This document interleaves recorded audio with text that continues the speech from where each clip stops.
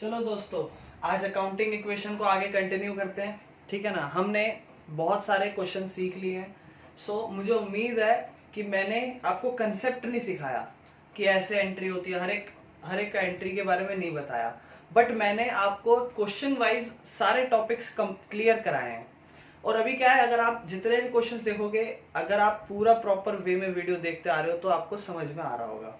तो अब हम क्या करेंगे, अकाउंटिंग इक्वेशन को आगे ही अभी कंटिन्यू करेंगे। और इसमें अभी ये नहीं कुछ नया डाल दें। अकाउंटिंग इक्वेशन और कुछ है भी नहीं। या आपके एग्जाम में 4 नंबर का कुछ आएगा, 4 से 6, 4 नंबर। वो आपको कुछ एंट्री देंगे, बट क्या है ना, जो आप सीख रहे हो फिर आपको पता ही है पेपरों में कैसा आता है। ठीक है ना। अभी क्या है, हम कुछ और क्वेश्चंस की भी प्रैक्टिस कर लेंगे कि अगर अभी भी किसी को क्लियर नहीं हुआ है तो कुछ और वीडियोस के थ्रू आप क्लियर कर सको। तो मैं कोशिश करूंगा कि और वीडियोस के थ्रू भी आपको टॉपिक क्लियर करा सकूं। क्वेश्चन स्टार्ट करते हैं। ठीक है ना। यहाँ पर एक इलस्ट्रेशन है जो मैं आगे कंटिन्यू करने वाला हूँ। ठीक है ना। तो इस इलस्ट्रेशन को हम स्टार्ट करते हैं। अगर ये नहीं हो बुक तो आप वो कर देना, मुझे कमेंट कर देना, तो मैं डिस्क्रिप्शन में उसका पीडीएफ डाल दूंगा। ठीक है ना। First question, Anil had a following transaction. Anil के पास फॉलोइंग ट्रांजैक्शंस है। तो उसका आपको करना क्या है, लास्ट में show the effect of the above transaction in the assets and liabilities and Capitals and also show his balance sheet. Accounting equation तो बनाओ। ठीक है ना। वैसे बोला नहीं है, और बेसिक जो बोला है वो बोला है कि आप इसको असेट्स लायबिलिटीज कैपिटल में सिखाओ। तो हम क्या करेंगे कि ट्रांजैक्शन भी करेंगे और उसके साथ साथ आज बैलेंस शीट भी बनाना सीखेंगे। ठीक है ना। तो सबसे पहले हम ट्रांजैक्शन कर लें, है ना, वो ज्यादा जरूरी है, हम ट्रांजैक्शन समझ लें।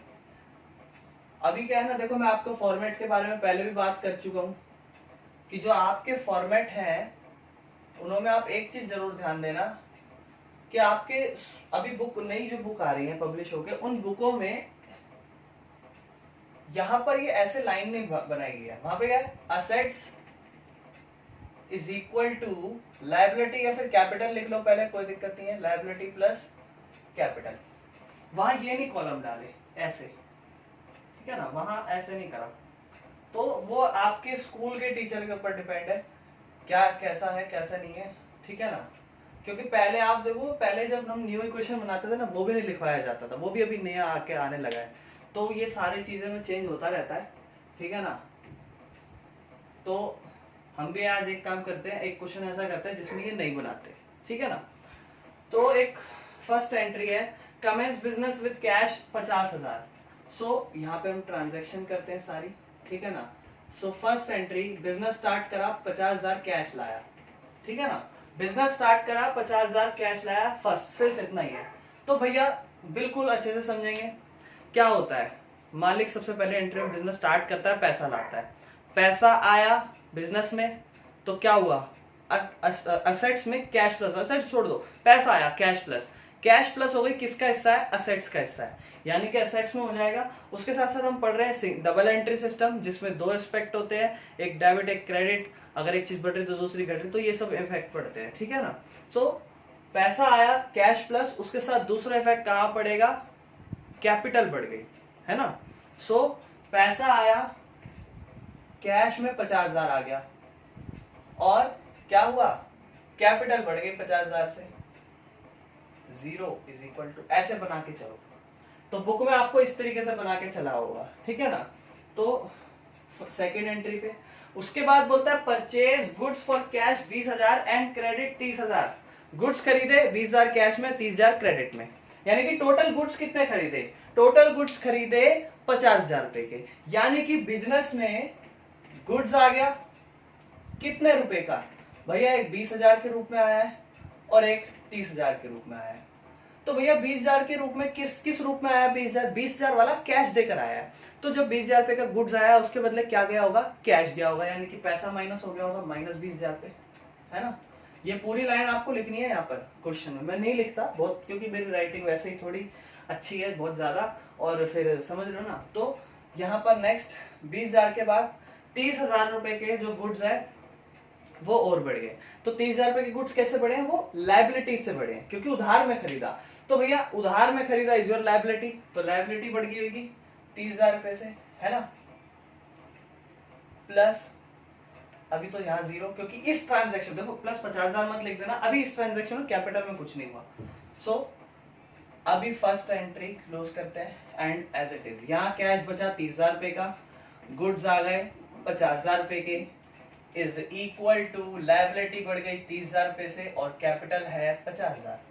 Simple, clear, this is our new equation.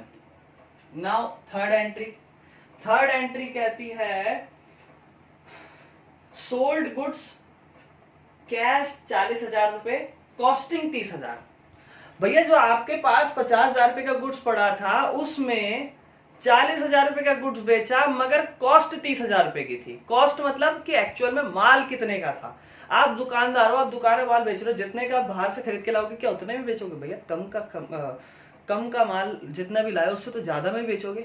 यानी कि आपके पास 30,000 रुपए का गुड्स था, वो चला गया, और उसके बदले जब गुड्स सोल्ड करा वो कैश में करा, और कैश में पैसा कितना आया?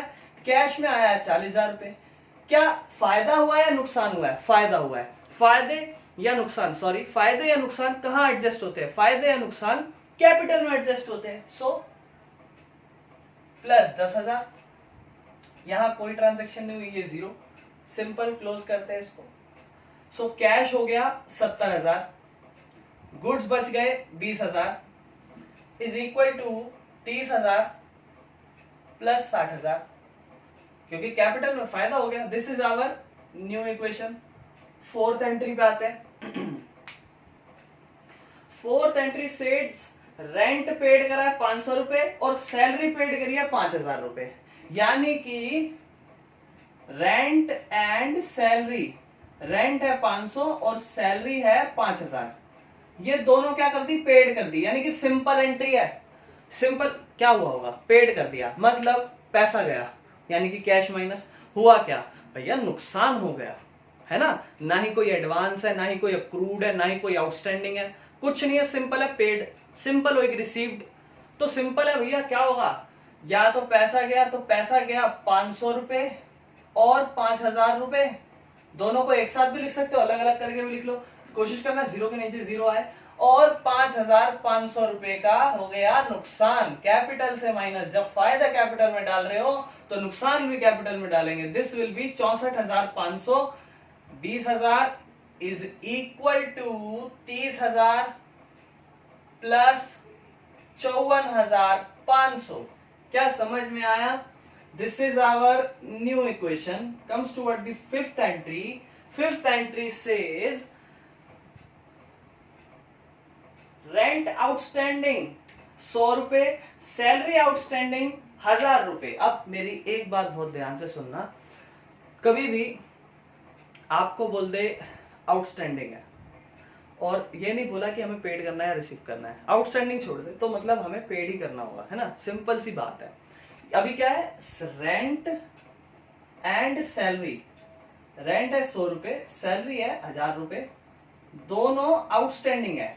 आउटस्टैंडिंग मतलब ध्यान से समझेंगे, नहीं समझ में आया तो आउटस्टैंडिंग मतलब नुकसान हो गया, देना है, अभी नहीं दिया। सिंपल सी चीज, नुकसान हो गया है, नुकसान जान पूछ के बोल रहा हूं, नुकसान फायदे क्यों? क्योंकि इसी से एडजस्टमेंट होगी। नुकसान हो गया है, देना है, अभी नहीं दिया। नुकसान हो गया, कैपिटल माइनस, दे दिया, पैसा गया नहीं, देना है, यानी कि उधारी है, लायबिलिटी बढ़ गई, यानी कि कैपिटल तो माइनस हो गई 1,100 रुपए से, मगर अभी पेड नहीं करा। तो ये 30,000 के नीचे नहीं, थोड़ा सा आप ज्यादा स्पेस बनाओगे, क्योंकि ये छोटा बोर्ड है, छोटे में नहीं कर सकता मैं। यहाँ पे creditor plus salary and rent outstanding नाम लिख के 100 रुपए और 1,100 रुपए ऐसे लिखा, ठीक है ना। सो ऐसे एडजस्ट होगी। तो समझ रहे हो, लायबिलिटी बढ़ गई, उधारी बढ़ गई और कैपिटल नुकसान हो गया minus. So this is our new equation which is 64,500 plus 20,000 which is equal to 30,000 plus 1,100, ठीक है ना, प्लस 0 0 5 में से 1 गया 4, 4 में से 1 गया 3, 53,400 which is capital. Sixth entry समझते हैं। बॉट फर्नीचर ऑन क्रेडिट, भैया फर्नीचर खरीद लिया क्रेडिट में, उधार में फर्नीचर खरीद लिया, सो फर्नीचर एसेट्स का हिस्सा है, ठीक है ना। तो फर्नीचर आ गया बिजनेस में, कितने रुपए का है, 30,000, हाँ जी सॉरी 5,000 सॉरी, और क्रेडिट में खरीदा है, तो क्रेडिट में खरीदा है तो उधारी और बढ़ गई, यहाँ पे क्रेडिटर में बढ़ा लो, या फिर क्योंकि क्रेडिटर का पर्टिकुलर नाम नहीं दिया तो आप क्रेडिटर में भी बढ़ा सकते हो, कोई दिक्कत नहीं, और लायबिलिटी में भी रख सकते हो इन सब चीजों को, कोई बात नहीं। तो अभी क्या हो गया है, लायबिलिटी में सब नेम करके आपने बहुत सारे नेम करके बताने लगे, जब हमने अपने टाइम पे करा था तो शायद हमने नहीं कर रहे थे, ऐसे नाम वाम नहीं बनाए थे, वो अभी हो गया है, ठीक है ना। तो जितना ज्यादा आप स्पेसिफाइड रखोगे, क्लियर रखोगे चीजों को, वो उतना ही आपके टीचर को अच्छा लगेगा कि हाँ बच्चे ने एक एक चीज लायबिलिटी में भी बता रखी है कि ये क्रेडिटर है, ये सन्ड्री आउटस्टैंडिंग है, और जो भी है, ठीक है ना। तो क्या है ना, अभी हमारे पास जगह नहीं है, तो आप एक काम करना, अलग से बना लेना, नहीं तो इस 30,000 रुपए में जोड़ लेना, प्लस 1100 प्लस 53,400, ठीक है ना। आप कैसे भी कर लो, कोई दिक्कत नहीं है। हर किसी का देखो, स्कूल वाले का भी एक टीचर का अपना ओपिनियन होता है, वो कैसे चेक करेगा तो उसको कैसा पसंद आना है, यहाँ ज्यादा मैटर करता है। हमारे स्कूल में तो ऐसे ही था,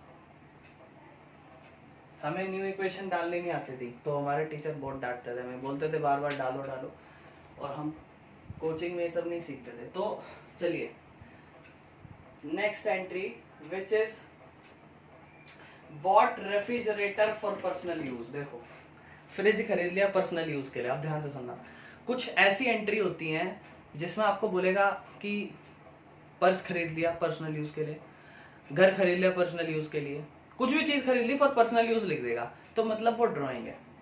तो भैया कुछ भी आप सामान ले जाओ, वो घर के लिए लेके जा रहे हो तो ड्राइंग है, हमें आप चाहे उस पैसों का कुछ भी करो, हमें कोई लेना देना नहीं है।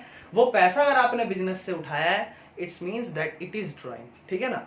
तो भैया वो 7,000 रुपए जो है, 7,000 ही ना, सॉरी 5,000 रुपए जो है वो उठा के ले गया फ्रिज के लिए, तो इट इज योर ड्राइंग। तो क्या हुआ, बिजनेस से पैसा गया। अब क्या ना, मैं न्यू इक्वेशन नहीं बना पाऊंगा क्योंकि जगह कम है, एंट्री भी बहुत सारी है। So this is our 7th entry. हुआ क्या, रेफ्रिजरेटर की एंट्री है पर्सनल यूज की, ठीक है ना। तो हुआ क्या, इसमें 5,000 रुपए गए और कैपिटल माइनस हो जाएगी क्योंकि ड्राइंग हो गई। हम यहाँ पर इतना लिख देंगे कि honours withdraw for personal use, simple, या फिर लिख देना उसने फर्नीचर फ्रिज खरीदा खुद के यूज के लिए। चलिए आगे चलते हैं। Next one is purchase computer for cash. अच्छा कंप्यूटर खरीदा, अब कंप्यूटर बोला नहीं उसने कि अपने घर के लिए खरीदा, पर्सनल यूज के लिए, तो बिजनेस के लिए खरीदा हुआ, यानी कि वो हमारी एसेट्स हो गई कंप्यूटर। तो कंप्यूटर आ गया बिजनेस में, है ना। This is our 8th entry. और पैसा चला गया 20,000 रुपए का क्योंकि कैश में खरीदा। कर लोगे इसको, चलिए आगे चलते हैं। उसके बाद कहता है cash withdrawn for personal use, यही है ना, हाँ, cash withdrawn for personal use. अब ये बहुत अच्छे से समझना, cash withdrawn for personal use. एक सेकेंड। सो कैश विड्रॉ करा ली पर्सनल यूज के लिए, तो फिर क्या हुआ, पैसा माइनस, अच्छा कितना लिखा है, एक सेकेंड, ये जूम आउट हो गया। पैसा है 10,000 रुपए, सॉरी हाँ 5,000 रुपए personal use, cash withdrawn for personal use 10,000 रुपए, सॉरी 10,000 रुपए गया, यानी कि 10,000 रुपए माइनस और कैपिटल में से माइनस। नेक्स्ट एंट्री, एक सेकेंड,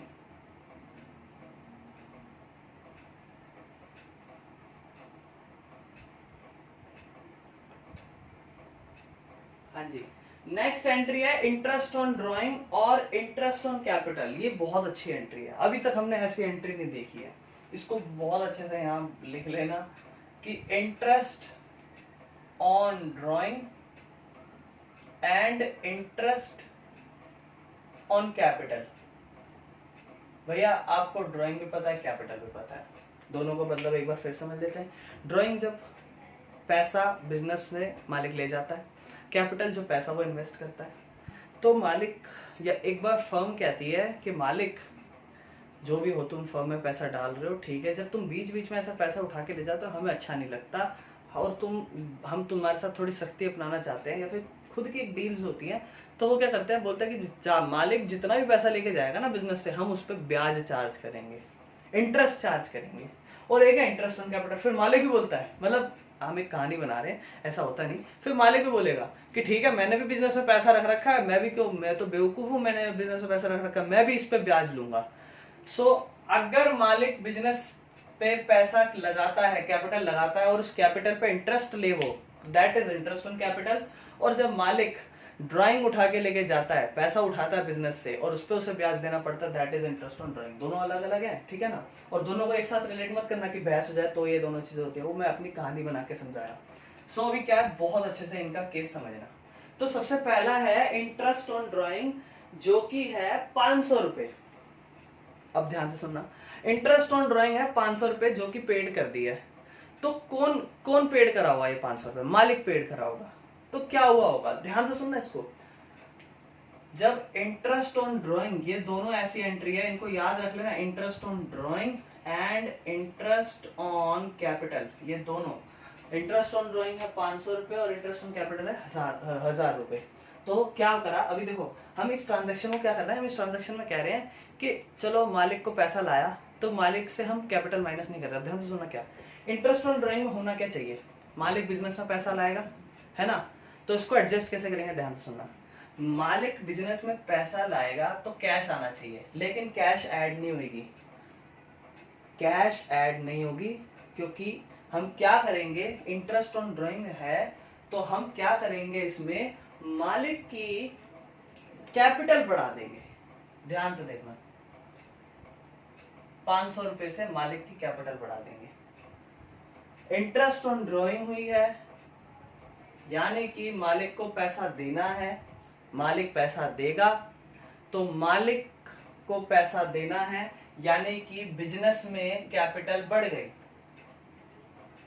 पैसा आना है बिजनेस में, सिंपल सोचो, बिजनेस में पैसा आना है, क्या हुआ, कैपिटल बढ़ गई। कौन देगा, मालिक ही देगा। तो पैसा तो आ गया, ठीक है, फायदा तो होने वाला है, मगर देगा ही कौन, मालिक। तो मालिक की कैपिटल माइनस हो जाएगी, देना ही मालिक को है पैसा, ठीक है ना। And next interest on capital, ध्यान से सुनो, ये पैसा हमको देना है या लेना है, हमको देना है। इंटरेस्ट ऑन कैपिटल मतलब इंटरेस्ट ऑन ड्राइंग समझो, इंटरेस्ट ऑन ड्राइंग मतलब कि जो मालिक ड्राइंग्स लेता है उस पर ब्याज देना है, तो उसको ब्याज देना मालिक को। तो मालिक बोलेगा ठीक है दे देता हूं, तो मालिक क्या करेगा, अभी बिजनेस में पैसा आ गया, चलो फायदा हो गया 500 रुपए का, लेकिन देगा कौन, मालिक ही देगा, तो माइनस। इंटरेस्ट ऑन कैपिटल में क्या होता है, हमें मालिक को पैसा देना होता है, तो हम क्या करेंगे, बोलेंगे अभी नुकसान हो गया, कितने रुपए का, 1000 रुपए का। ये नुकसान गया किसके पास, मालिक के पास ही गया, यानी कि मालिक की कैपिटल बढ़ गई। यानी कि सीधे अक्षरों में, अगर ज्यादा अच्छे से भी नहीं समझ में आ रहा तो सीधे अक्षरों में एक रट्टा मार लेना, कंसेप्ट समझा दिया वैसे मैंने, ठीक है ना, लेकिन अगर नहीं समझ में आता तो प्लस माइनस माइनस प्लस, उसी में कहीं और कैश में एडजस्ट मत करने का, क्योंकि पैसा क्या होता है, इंटरेस्ट ऑन ड्राइंग और इंटरेस्ट ऑन कैपिटल हम मालिक से लेते नहीं है, ना ही देते हैं, हम उसकी कैपिटल बढ़ा देते हैं और या फिर कैपिटल घटा देते हैं जब हमें लेना होता है, क्योंकि वो बिजनेस में ये बोलते हैं भाई हम तेरे को पैसा नहीं दे रहे, हम तेरी कैपिटल बढ़ा देते हैं, तेरी कैपिटल घटा देते हैं, तो इसीलिए ये एडजस्टमेंट होती है। सो उम्मीद है ये क्वेश्चन समझ में आया होगा। अब हम इसकी बैलेंस शीट जरा देख लेते हैं। बैलेंस शीट में थोड़ी है, अगर यहाँ पे दी गई है बैलेंस शीट, तो बैलेंस शीट को एक बार जरा हम, हाँ दी गई बैलेंस शीट को जल्दी से देख लेंगे, तो क्वेश्चन आप कर लो जल्दी से, ठीक है ना, फिर हम बैलेंस शीट देखते हैं। चलिए बैलेंस शीट के बारे में बात कर रहे हैं। सबसे पहले बैलेंस शीट का मैं फॉर्मेट बना दूं, तो ये हमारी बैलेंस शीट है, ठीक है ना। इधर आती हैं लायबिलिटीज, अमाउंट, असेट्स, अमाउंट, ठीक है ना, और बैलेंस शीट एज ऑन 31 मार्च जो भी साल हो, ठीक है ना। अब ध्यान से थोड़ी बहुत बातें कर लेते हैं। असेट्स में आपको पता ही है क्या, जितनी भी सारी असेट्स, कैश, फर्नीचर, जितने भी सारे कॉलम्स थे, आप मुझे उम्मीद है कि आप वो सारा क्वेश्चन लिख रखे होगे, फ्री करवाऊंगा, ठीक है ना। देन लायबिलिटी में ध्यान से सुनना, लायबिलिटी में कैपिटल भी आती है, ठीक है ना, कितनी कैपिटल थी, और भी ध्यान से क्रेडिटर आ जाएंगे, ठीक है ना, और जो भी आपका आउटस्टैंडिंग था, ठीक है ना, यहां पर जो भी आपका प्रीपेड था, अक्रूड था, ठीक है ना, वो सब आ जाएगा, ठीक है ना, वो सब आएगा। तो हमने सबसे पहले असेट्स में क्या क्या लिखा था उसको हम जरा लिखें, ठीक है ना। असेट्स में हमारे पास क्या क्या है, तो असेट्स में जो हमारे पास बैलेंस है, मैं यहाँ पे डायरेक्ट क्वेश्चन आपने, मुझे उम्मीद है वो पूरा सॉल्व कर लिया होगा। तो असेट्स में हमारे पास सबसे पहला कॉलम अकाउंटिंग इक्वेशन में क्या लिखा है, कैश। कैश कितना है, कैश का अमाउंट है 29,500, ठीक है ना, कैश का अकाउंट है 29,500। कैश इन हैंड भी लिख सकते हो, कैश अकाउंट भी लिख सकते हो, आपकी मर्जी। सेकंड कॉलम था हमारा स्टॉक यानी कि गुड्स का। गुड्स कितने थे हमारे पास, स्टॉक लिखेंगे गुड्स को, ठीक है ना। स्टॉक अकाउंट कितना है हमारे पास, विच इज ऑफ 20,000, ठीक है ना, जो कि है 20,000 का। और एसेट्स के अमाउंट के बारे में बात करते हैं। नेक्स्ट था फर्नीचर, हमने फर्नीचर खरीदा था। ये सारी हम असेट्स में जो कॉलम थे वही लिख रहा हूं, और जो जो उनका बैलेंस है। फर्नीचर अकाउंट कितने का था, 5,000 रुपए का। नेक्स्ट वन वॉज कंप्यूटर, अगर याद हो तो क्वेश्चन पूरा आंसर लिखना, फिर समझ में आएगा।